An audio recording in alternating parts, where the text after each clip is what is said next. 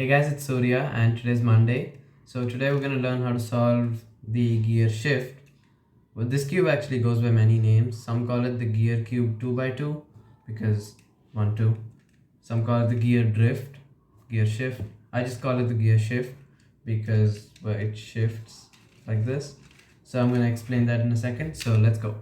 So before I explain to you exactly how to solve it, let's just take a look at how this works and everything. I mean, the moment you get it, you can't really move it a lot, and then suddenly this happens. And as you use it more and more, you come to realize that you need to twist it around like this. That's kind of an efficient way of rotating it. Now, most people just get intimidated at this point itself, seeing that, the whole thing just shifts like this. But some people would just be like, wait, this is a continuous movement, right? You just keep rotating these, which means that any state that it's in, you just keep rotating them until it comes back to the initial state. So this should be really easy to solve. But that's where this has a hidden trick up its sleeve. You can split the cube open like this and twist just 4.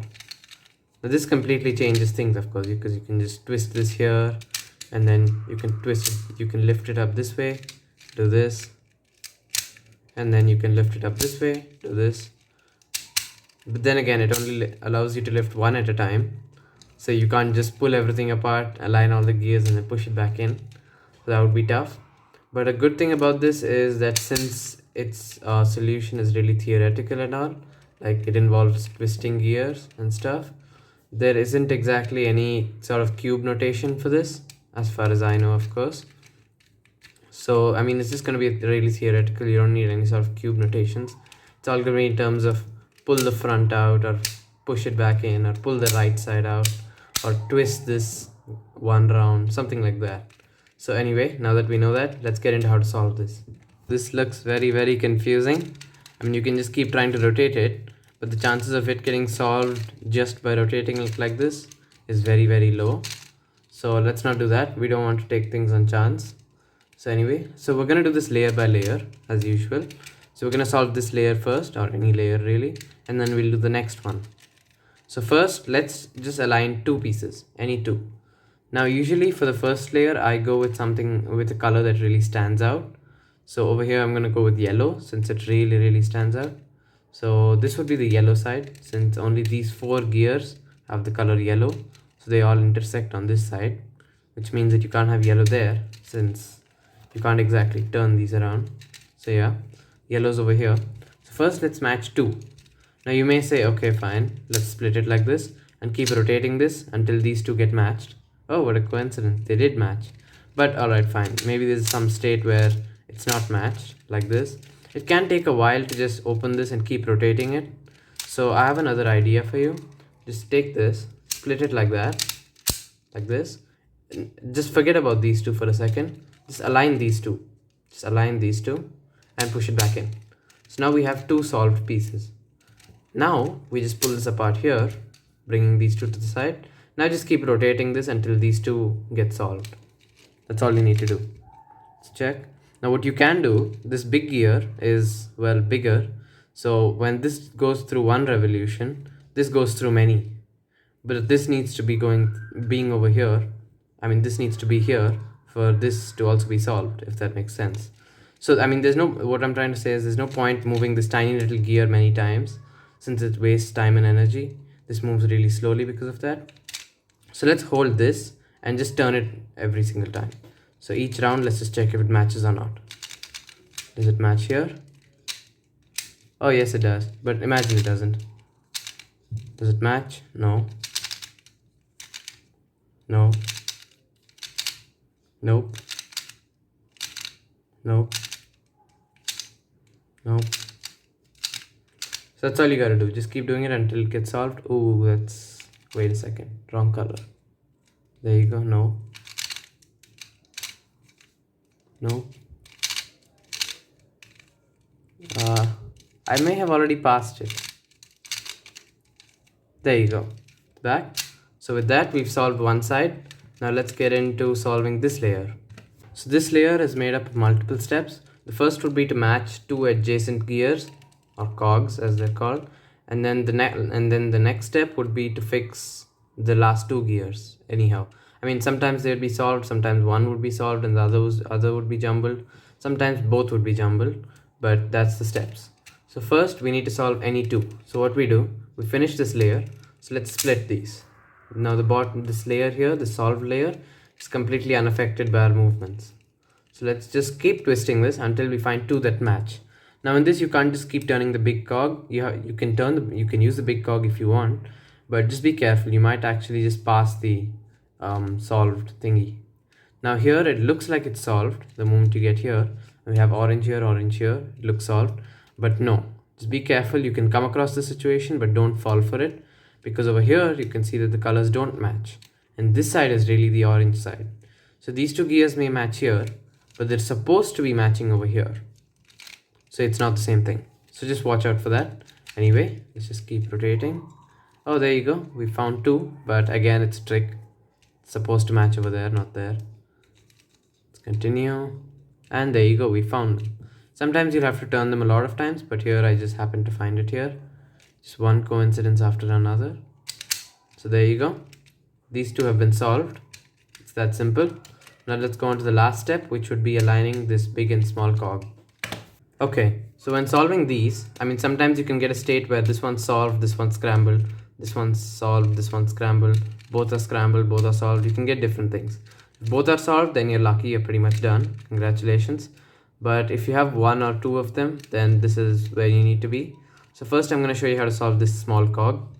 So the key thing to remember, basically take the cog that you want to solve, whether it's this or this, keep it on the bottom right at all times. Keep it over here.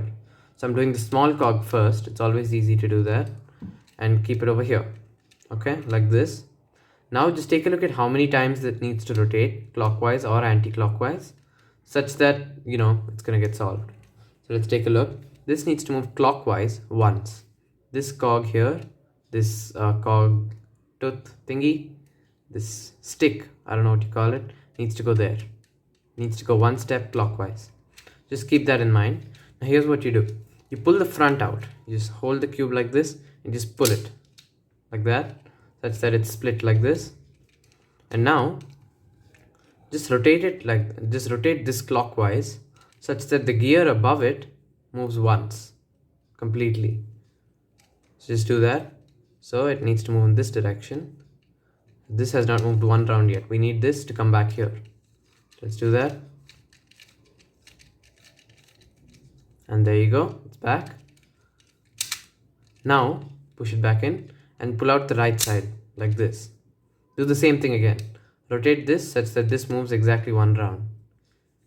If you want, you can just turn this just a little bit to get a sense of the direction, and then you rotate this for the rest of the round like that. That tends to speed things up. And there you go, it matches like this. Now pull this top layer out like this, like that. There you go. Make sure it's fully open, by the way. Sometimes it can get stuck in between like that. You'd think it's fully pulled out, but it's not. So you need to always watch out for that. Now just keep rotating this top layer until it gets solved.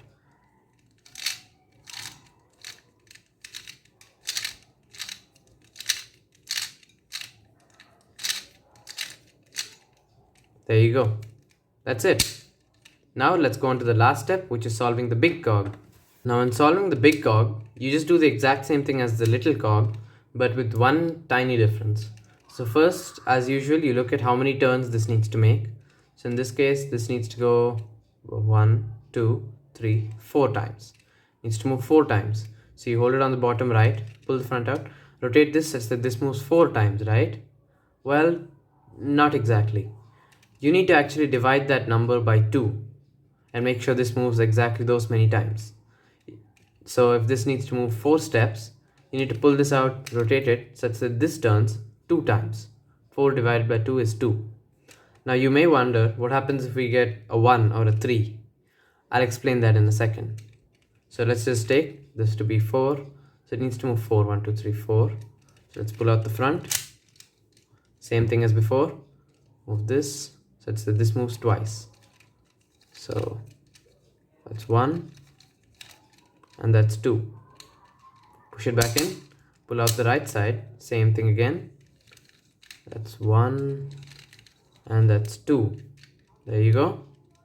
And push it back in. Now pull out the top layer. Here you go. And just keep rotating until it gets solved. There you go. That's it.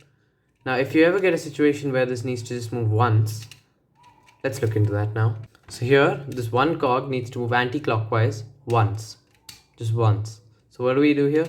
Basically, this situation, along with the one where it needs to move 3 times, is just considered unsolvable because, well, you can't solve it. I mean, there is a very, very difficult algorithm, but it's just not worth it. So what I usually do is just scramble it and start over. Sometimes even that may not work. So I'm going to show you just a tiny trick. It's kind of cheating, but don't actually use this unless you have to. So here's what you do. You basically pull this out, but not fully. Pull out just a little bit. You're not even supposed to hear the click. That can be very difficult to do. There you go. Just pull it out very little, and then pull out this side as well. Sometimes it won't come, it's locked. So you just gotta try just a little bit. It's like cracking a safe. I feel so cool when I'm doing this. There you go. I managed to pull it out.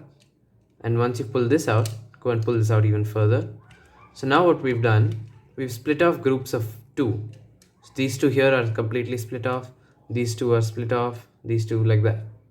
So I mean, you can see why this is considered cheat. Now you can just individually rotate them until they're solved. So you're not supposed to do that. You can only do that when you come across this situation. Now once you've come here, just align this piece.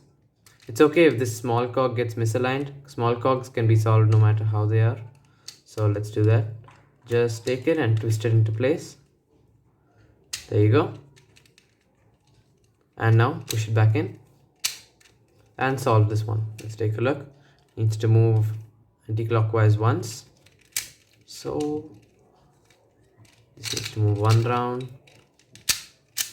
Needs to move 1 round. And now take this and keep twisting it.